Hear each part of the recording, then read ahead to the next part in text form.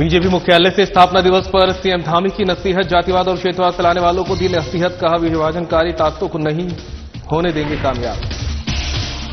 मुख्यमंत्री आवास पर सीएम धामी ने जिलाधिकारियों के साथ की वर्चुअल बैठक। सीएम ने जिलाधिकारियों को दिए निर्देश। जन सेवाओं में सुधार, सड़क और पेयजल को लेकर दिए निर्देश। चारधाम यात्रा को लेकर प्रशासन अलर्ट। सुविधाजनक यात्रा कराने को लेकर प्रशासन ने कसी कमर। रेस ड्राइविंग और ओवरलोडिंग पर रहेगा विशेष ध्यान।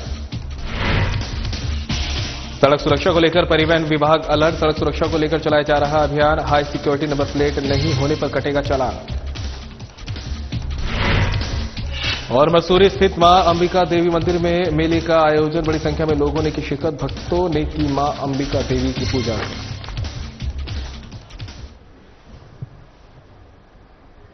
नमस्कार, देवभूमि उत्तराखंड की खबरें लेकर मैं हूं आपके साथ संदीप निरंजन सरकार। और अब खबरों का रुख कर लेते हैं। मुख्यमंत्री पुष्कर सिंह धामी ने सामाजिक न्याय और अधिकारिता मंत्रालय भारत सरकार द्वारा देहरादून में आयोजित 2 दिवसीय राष्ट्रीय चिंतन शिविर में प्रतिभाग किया है। शिविर में सामाजिक न्याय और अधिकारिता राज्य मंत्री रामदास अठावले और राज्य मंत्री बीएल वर्मा, विभिन्न राज्यों के कैबिनेट राज्य मंत्री, महानुभाव, मुख्य सचिव, विभागीय अधिकारी भी उपस्थित हैं। आइए आपका सीधा रुख कराते हैं सालन गांव मालसी देहरादून का, जहां सीएम धामी चिंतन शिविर में उपस्थित गणमान्य व्यक्तियों को संबोधित कर रहे हैं। बहुत गौरव का विषय है कि आज हमारे यहां सामाजिक न्याय जैसे महत्वपूर्ण विषय पर राष्ट्रीय चिंतन शिविर का आयोजन किया जा रहा है। ये चिंतन शिविर जहां एक ओर देश की सामाजिक आत्मा का संवाद है, जिसके बारे में बहुत संक्षिप्त में कहूं, बहुत सारगर्भित कहूं, पहले बीएल वर्मा जी ने, फिर अठावले जी ने, और उसको गागर में सागर भरने का काम आदरणीय वीरेंद्र जी ने किया। निश्चित रूप से ये संवाद वही ये संवाद है जो बाबा साहब अंबेडकर जी तथा पंडित दीनदयाल उपाध्याय जी से के मनुष्यों के चिंतन का विस्तार भी इस संवाद में है, जो अगले आने वाले 2 दिनों तक आप सभी लोग यहां पर चिंतन करने वाले हैं। इस शिविर में आयोजित होने वाले संवाद सत्रों और चर्चाओं के माध्यम से भविष्य में अपनाए जाने वाली सामाजिक सशक्तिकरण की नीतियों का रोडमैप तैयार होगा। किस प्रकार से हम लोगों को ये सेवा दे पाएंगे। मैं इतने महत्वपूर्ण कार्यक्रम को देवभूमि उत्तराखंड में आयोजित करने के लिए आदरणीय बीरेंद्र जी का, उनके दोनों मंत्रीगणों का और सामाजिक न्याय एवं अधिकारिता मंत्रालय का आभार प्रकट करना चाहता हूं। भाइयों बहनों, देश के ओजस्वी प्रधानमंत्री आदरणीय श्री नरेंद्र मोदी जी के दूरदर्शी नेतृत्व में आज भारत ने सबका साथ, सबका विकास, सबका विश्वास और सबके प्रयास के मूल मंत्र के साथ काम किया जा रहा है। यह हमारे देश का दुर्भाग्य रहा कि कई दशकों तक देश भर में समाज कल्याण विभाग कुछ गिने चुने कार्यों तक ही सीमित माना जाता था, परंतु आदरणीय प्रधानमंत्री मोदी जी के प्रधान सेवक बनने के बाद, या मैं कहूं 2014 के बाद पिछले 1 दशक में देश में ऐसी कई नीति और कई योजनाएं लागू की गई, जिससे देश के करीब 30 करोड़ लोग गरीबी रेखा के बाहर आने में सफल हो चुके हैं, यानी कि गरीबी रेखा से ऊपर आए हैं। आज देश में केंद्रीय सामाजिक न्याय एवं अधिकारिता मंत्रालय द्वारा एक और देश में बुजुर्गों के लिए, महिलाओं के लिए, विधवाओं के लिए, दिव्यांगजनों के लिए विशेष पेंशन योजना देकर उनके जीवन स्तर को सुधारा जा रहा है। वहीं छात्रों को छात्रवृत्ति देकर उनका उज्जवल भविष्य बनाने के लिए, उनको शिक्षा के लिए प्रोत्साहित किया जा रहा है। साथ ही विभिन्न योजनाओं और नीतियों के माध्यम से रोजगार और उद्यमिता को प्रोत्साहित कर देश के अति पिछड़े वर्ग को मुख्य धारा में लाने का भी निरंतर प्रयास हो रहा है। इतना ही नहीं, अभी आदरणीय बीरेंद्र जी ने बहुत ही सारगर्भित तरीके से नशे के बारे में उल्लेख किया और नशे की लत से पीड़ित लोगों के लिए जागरूकता कार्यक्रम और पुनर्वास केंद्रों का संचालन भी किया जा रहा है। भाइयों बहनों, आदरणीय प्रधानमंत्री श्री नरेंद्र मोदी जी के मार्गदर्शन से, उनके सहयोग से, उनकी प्रेरणा से उत्तराखंड में हमारी राज्य सरकार भी प्रदेश में सामाजिक न्याय की अवधारणा को धरातल पर उतारने के लिए निरंतर प्रयास कर रही है। चाहे वृद्धावस्था पेंशन बढ़ाने के साथ ही पहले राज्य के अंदर 2 बुजुर्ग दंपतियों में से एक को पेंशन देने की व्यवस्था थी, हमने दोनों ही बुजुर्ग दंपतियों को राज्य में पेंशन देने का निर्णय लिया। सभी पेंशन योजनाओं में त्रैमासिक के स्थान पर मासिक भुगतान की शुरुआत की, पेंशन योजनाओं को ऑनलाइन किया, अंत्योदय परिवारों को प्रतिवर्ष 3 गैस के सिलेंडर निःशुल्क प्रदान किए हैं, या फिर प्रदेश में दिव्यांग कार्मिकों का भत्ता बढ़ाया है। हम अपने प्रत्येक निर्णय द्वारा प्रदेश में सामाजिक न्याय स्थापित करने की दिशा में काम कर रहे हैं। अनुसूचित जाति और जनजाति के वर्गों के शैक्षिक उत्थान एवं विकास हेतु उत्तराखंड विधानसभा अध्यक्ष रितु खंडूड़ी ने कोटद्वार में गढ़वाल मोटर्स ऑनर यूनियन के नवगठित संचालक मंडल के गठन के उपलक्ष्य में आयोजित कार्यक्रम में शिरकत की। विधानसभा अध्यक्ष ने नवगठित संचालक मंडल को हार्दिक शुभकामनाएं देते हुए ईमानदारी, एकजुटता और सेवा भावना से कार्य करने की प्रेरणा दी। कहा कि यूनियन वर्ष 1943 से सतत रूप से संचालित हो रही है। हमारे पर्वतीय क्षेत्र की एक गौरवशाली संस्था है। इसे संयोजना और आगे बढ़ाना हम सभी का परम कर्तव्य है। उन्होंने कर्मचारियों को अपने आचरण में शालीनता और बसों की स्वच्छता बनाए रखने का आग्रह किया। उन्होंने कहा कि आज जबकि अधिकांश लोगों के पास निजी वाहन है, इसके बावजूद गढ़वाल मोटर्स की बसों में यात्रियों की भीड़ ये दर्शाती है कि जनता का इस संस्था में आज भी विश्वास और जुड़ाव बना हुआ है।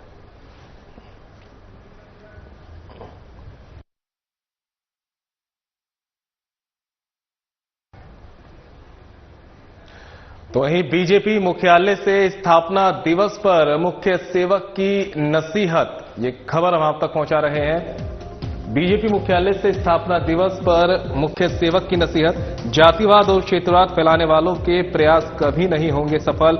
विभाजनकारी ताकतों को अपने जीते जी नहीं होने दूंगा कामयाब। एक दूसरे के बीच नहीं बनने देंगे दूरी। राज्य में कुछ शरारती तत्व धार्मिक, क्षेत्रीय और जातीय भावनाओं को भड़काने का कर रहे काम, समाज को बांटने और अशांति फैलाने का रच रहे षड्यंत्र। हमारा उत्तराखंड राज्य पूरा एक बीजेपी का प्रत्येक कार्यकर्ता राज्य की एकता और अखंडता की रक्षा के लिए खड़ा है मेरे साथ। विभाजन, क्षेत्रवाद और जातिवाद करने वाले लोगों को देना है करारा जवाब।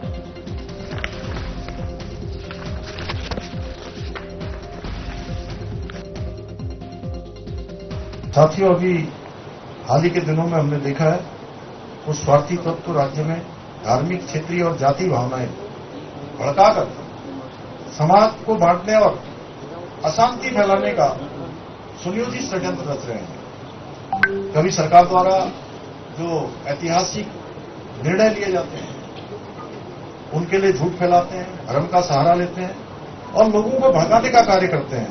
तो कभी क्षेत्रवाद और जातिवाद के नाम पर समाज को तोड़ने का प्रयास करते हैं। लेकिन मैं आज इस बहुत ही पवित्र दिन, जहां महानवमी का भी दिन है, रामनवमी का भी दिन है और आज हमारी पार्टी का स्थापना दिवस भी है, मैं आज इस मंच से इस दिन पर ये कहना चाहता हूं कि ऐसे भारतीयों को मैं स्पष्ट कर देना चाहता हूं कि उनके प्रयास मेरे जीते जी कभी कामयाब नहीं होंगे। कभी हम जो है यहाँ पर किसी प्रकार से एक दूसरे के बीच में हम दूरी नहीं बनने देंगे। पूरा हमारा उत्तराखंड एक है। मेरे साथ भारतीय जनता पार्टी का प्रत्येक कार्यकर्ता राज्य की एकता, अखंडता और सम्मान की रक्षा के लिए पूर्ण निष्ठा और समर्पण के साथ खड़ा है। क्यों? मैं सही कह रहा हूं। ऐसे विभाजन करने वाले, ऐसे क्षेत्रवाद करने वाले, ऐसे जातिवाद करने वाले लोगों को करारा जवाब देंगे ना आप सब? जोर जोर से करारा जवाब देंगे ना? एक स्वर में बोलिए। उत्तराखंडी है, एक है, अखंड है और अडिग है। और उत्तराखंड को आगे ले जाने के लिए हम सब की जो ये सामूहिक यात्रा है, इस सामूहिक यात्रा गंतव्य को प्राप्त हो। चारधाम यात्रा के दौरान श्रद्धालुओं को सुगम, सरल और सुविधाजनक यात्रा के लिए सड़क सुरक्षा भी खास मायने रखती है। संयुक्त परिवहन आयुक्त सतन कुमार सिंह ने बताया कि चारधाम यात्रा के सभी मार्गों का सर्वे कराया गया, जिसकी कुछ रिपोर्ट आई है। रिपोर्ट के मुताबिक सड़क सुरक्षा में कमियां मिली है, उन पर कार्य किया जा रहा है। पीडब्ल्यूडी, बीआरओ के साथ ही एनएचएआई द्वारा कार्य किया जा रहा है। बता दें कि यात्रा मार्गों में ओवर स्पीड, रैश ड्राइविंग और ओवरलोडिंग पर निगरानी और कार्रवाई के लिए इंटरसेप्टर लगाए गए हैं। साथ ही अधिकारियों को स्पीड निर्धारित की ट्रेनिंग दिलाई गई है, जिससे कि वे स्वयं सर्वे कर स्वयं भी स्पीड निर्धारित कर सके। जगह जगह स्पीड लिमिट के बोर्ड लगे हैं।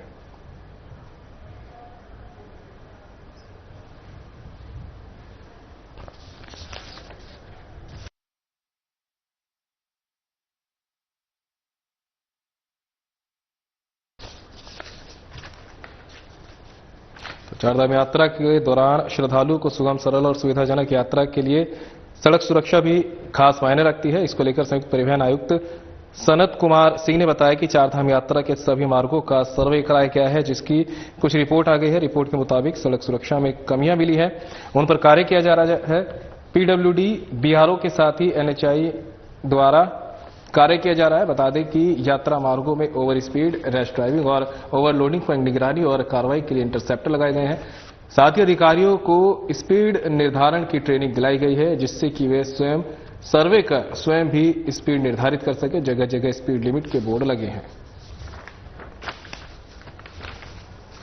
जहां तक सड़क सुरक्षा की बात है, अभी जो चारधाम यात्रा होने वाली है उसमें हमने अपने अधिकारियों से सर्वे के लिए कहा था कि जो चारधाम यात्रा के मार्ग उनका सर्वे कर लें। कुछ रिपोर्ट्स हमारे पास आ गई हैं, कुछ रिपोर्ट्स और आने वाली हैं। उसमें छोटी छोटी कुछ कमियां होती हैं, कुछ बड़ी कमियां होती हैं मार्गों में। उदाहरण के लिए कई जगह ऐसी हो सकती है जहां पार्किंग का स्पेस नहीं है, कहीं दो गाड़ियां एक साथ क्रॉस नहीं हो सकती हैं।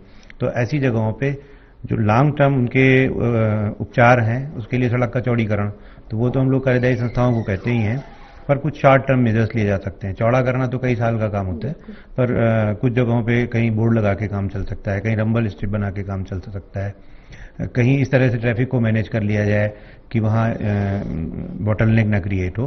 तो ये रिपोर्ट हमने मांग रखी है। जैसे हमारे पास सारी रिपोर्ट आ जाती हैं, हम तुरंत उनको सारी कार्यदायी संस्थाओं को, जिसमें पीडब्ल्यूडी भी है, बीआरओ है या जो और ऑर्गेनाइजेशन हैं, एनएचएआई है, इनसे शेयर करते हैं और रिक्वेस्ट करते हैं कि इनको ये करेक्ट कर लें।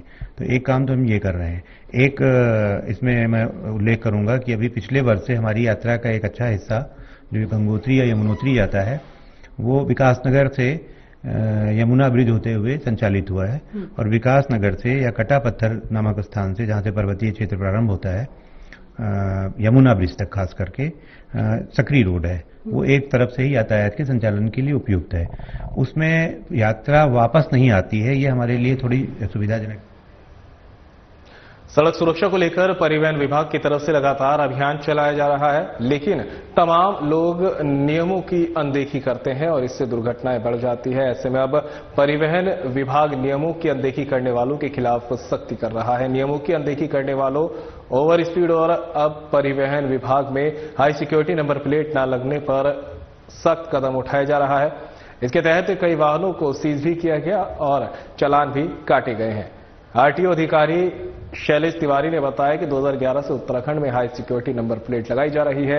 ये एक एडवांस तकनीक है जो वाहन के आगे और पीछे लगे होते हैं, लेकिन कुछ वाहन स्वामीन नियमों का पालन नहीं कर रहे हैं। इसको देखते हुए पिछले 2 दिनों से परिवहन विभाग लगातार उन वाहनों के खिलाफ कार्रवाई कर रहा है जिन्होंने हाई सिक्योरिटी नंबर प्लेट नहीं लगाई है और नियमों का उल्लंघन कर रहे हैं। साथ ही आरटीओ शैलेश तिवारी ने कहा कि जो वहां पुराने हैं उन्हें भी एचएसआरपी नंबर प्लेट लगाना अनिवार्य है और एचएसआरपी नंबर प्लेट लगाकर ही वाहन का संचालन करें।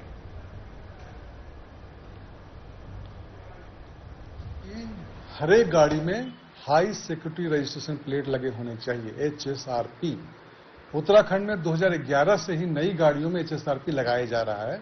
तो देखेंगे जो भी नई गाड़ियां अब आ रही हैं सब में एचएसआरपी लगे होते हैं और एचएसआरपी लगने के बाद ही उनको आरसी जारी की जाती है। एचएसआरपी बेसिकली एक advance form of number plate होता है जो आगे पीछे लगा होता है। साथ ही जो आगे का जो ड्राइवर का स्क्रीन होता है, जो शीशा होता है, उसमें एक स्टिकर भी लगा होता है जिसमें गाड़ी के डिटेल होते हैं। ये जो नंबर प्लेट है सिक्योरिटी फीचर से साथ होते हैं और इन पे छेड़छाड़ करना थोड़ा मुश्किल होता है। तो हम लोगों ने अभी बीच में देखा कि कई लोग बगैर HSRP भी गाड़ी चला रहे हैं। हाँ, एक चीज और भी बता दूं मैं, जो पुरानी गाड़ियां हैं उनके लिए भी HSRP लगाना जरूरी है। तो HSRP लगाइए आप, तभी वाहन का संचालन कीजिए। 2 दिनों में हम लोगों ने एक अभियान चलाया है जिसमें बगैर HSRP लगे हुए वाहनों के चालान किए गए हैं। कल 217 गाड़ियों के चालान HSRP नहीं लगाने के ऑफेंस में किए गए हैं। आज भी ये हमारा अभियान चल रहा है। पुनः मैं आपके माध्यम से अनुरोध करूंगा कि HSRP लगा करके ही वाहनों का संचालन कीजिए, नहीं तो गाड़ी का चालान होगा और कई बार गाड़ियां सीज भी की जा सकती है। मुख्यमंत्री आवास पर सीएम पुष्कर सिंह धामी ने जिलाधिकारियों के साथ की है वर्चुअल बैठक और इस वर्चुअल बैठक के दौरान सीएम ने जिलाधिकारियों को दिए निर्देश। जन सेवाओं में सुधार, सड़कों की मरम्मत, पेयजल आपूर्ति और वन अग्नि नियंत्रण पर दें विशेष जोर। अतिक्रमण के खिलाफ लगातार चलाएं सख्त अभियान। खाद्य पदार्थों की नियमित करें सैंपलिंग। बारिश से पहले रिवर ड्रेजिंग और नालों की सफाई का कार्य हो पूरा। जन शिकायतों का जल्द हो समाधान। जनता दरबार, तहसील दिवस, BDC की बैठकों का करें आयोजन। ब्लॉक स्तर तक लगाए बहुउद्देशीय शिविर। वन अग्नि पर प्रभावी नियंत्रण के लिए रिस्पांस टाइम को करें कम से कम। चारधाम यात्रा को लेकर सभी व्यवस्थाएं करें दुरुस्त। यात्रा मार्ग से जुड़े सभी जनपदों में कंट्रोल रूम हो सक्रिय। यात्रा के दौरान बनाए सुव्यवस्थित ट्रैफिक प्लान। श्रद्धालुओं की मूलभूत सुविधाओं का रखें विशेष ध्यान। यात्रा मार्गों का करें स्थलीय निरीक्षण। 15 दिन के अंदर सभी सड़कें हो गड्ढा मुक्त। जनपदों की मुख्य समस्याओं को करें चिन्हित। अधिकारियों की टीम बनाकर समस्याओं का करें समाधान।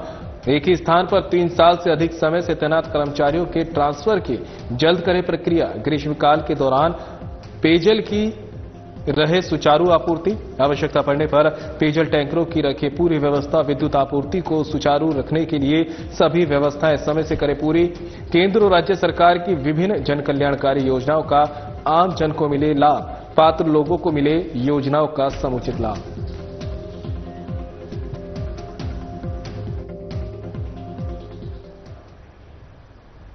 खबर मसूरी से है, जहां शहंशाह स्थित मां अंबिका देवी के मंदिर में विशाल मेले का आयोजन किया गया, जिसमें आसपास के ग्रामीणों के साथ ही दूर दराज से आए लोगों ने मां अंबिका देवी के दर्शन किए और प्रसाद ग्रहण किया। मान्यता है कि इस मंदिर में निसंतान जोड़े पुत्र पुत्री की मन्नतें मांगते हैं और मां अंबिका देवी उनकी मुरादें पूरी करती हैं। श्री झंडा जी मेले के समाप्ति पर यहां पर 2 दिवसीय मेले का आयोजन किया जाता है, जहां पर सैकड़ों की संख्या में श्रद्धालु आते हैं। मंदिर के पुजारी गजेंद्र जोशी ने बताया कि मां अंबिका की उत्पत्ति आम के वृक्ष से हुई है और इनका नाम अंबिका देवी के नाम से जाना जाता है। इस मंदिर का निर्माण लक्ष्मण दास जी द्वारा कराया गया है। तब से लेकर यहां पर हर वर्ष मेले का आयोजन किया जाता है।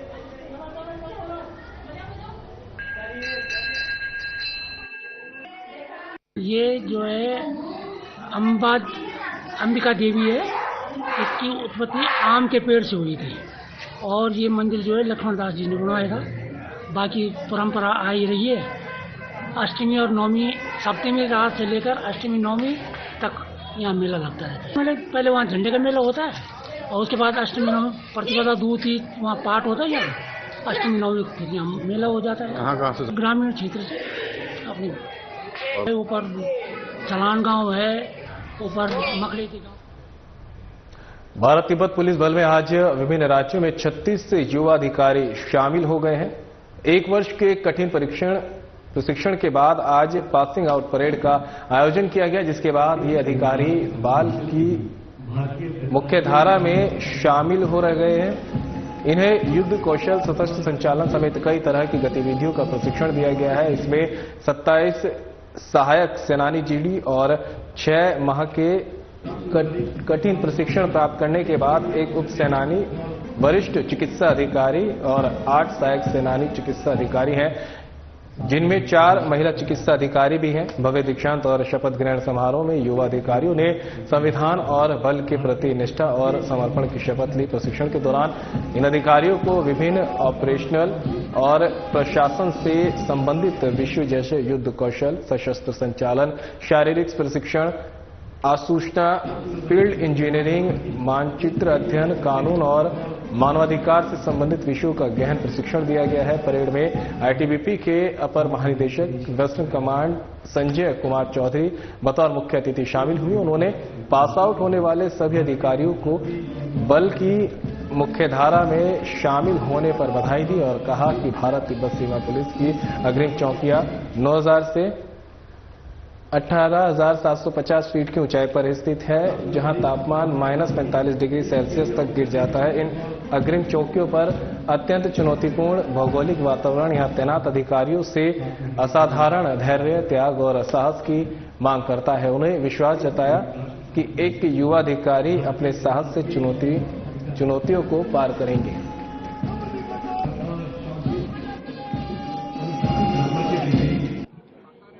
में एक कठिन प्रशिक्षण के बाद ये शामिल हो रहे हैं और इनको प्रशिक्षण के दौरान ऐसा बनाया जाता है सभी प्रकार की चुनौतियों का ये सामना कर सकें, चाहे सीमा पर हो या इंटरनल ऑपरेशन में हो।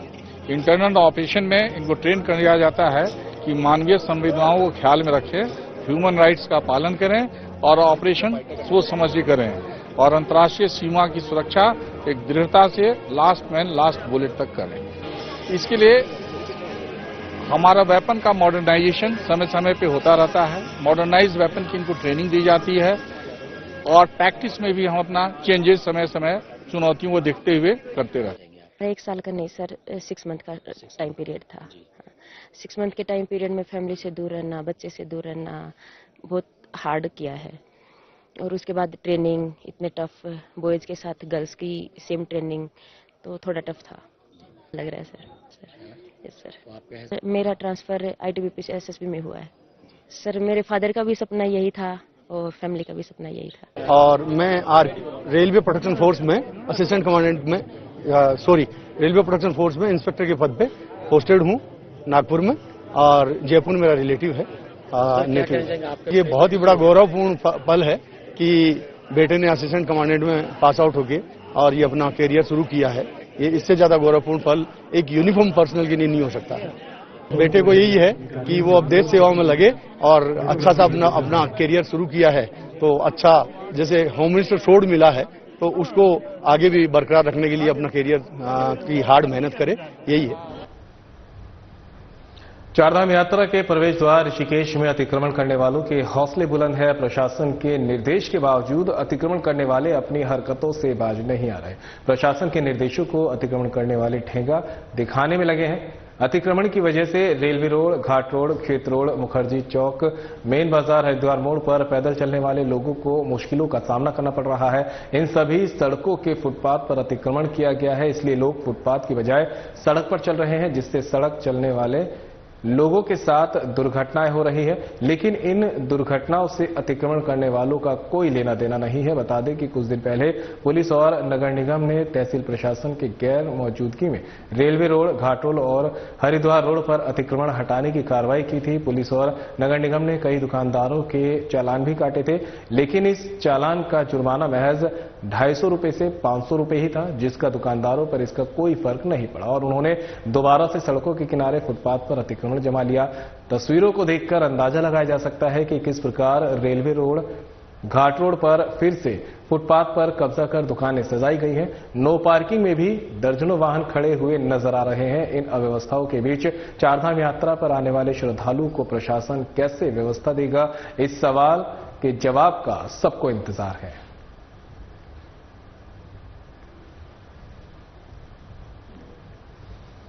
नैनीताल में बोटिंग के दौरान पर्यटकों और नाव चालकों के बीच मारपीट हो गई। इस दौरान मौके पर अफरा तफरी मच गई और वहां मौजूद पर्यटकों को इधर उधर भागना पड़ा। घटना का एक वीडियो भी सामने आया है, जिसमें कुछ लोग मारपीट करते हुए नजर आ रहे हैं। बताया जा रहा है कि नैनी झील में पैडल बोटिंग करने के दौरान पर्यटक द्वारा अपनी लाइफ जैकेट को उतारकर रील बनाई जा रही थी। आरोप है कि उक्त पर्यटक नियम कानून को ताक पर रखकर अपनी जान आफत में डाल रहे थे। तभी स्थानीय बोट चालकों द्वारा उनसे ऐसा न करने की बात कही गई।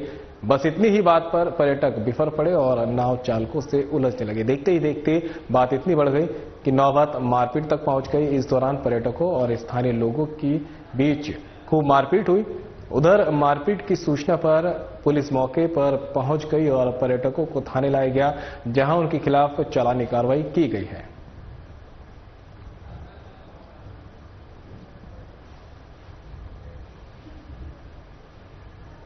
पिस्टल का प्रदर्शन करते हुए शांति भंग करने वाले युवकों पर दून पुलिस ने चालानी कार्रवाई करते हुए उन्हें गिरफ्तार किया है। बता दें कि कुछ युवकों द्वारा पिस्टल से शांति भंग करने का वीडियो सोशल मीडिया पर तेजी से वायरल हो रहा था।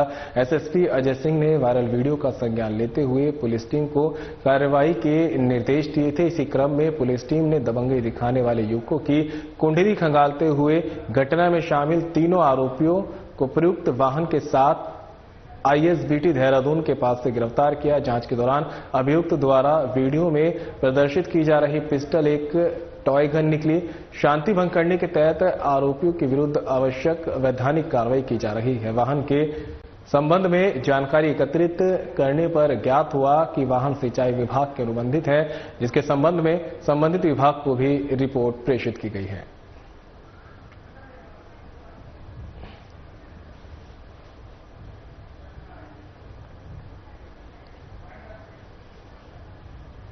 और फिलहाल इस बुलेटिन में मेरे साथ इतना ही। दीजिए इजाजत। नमस्कार।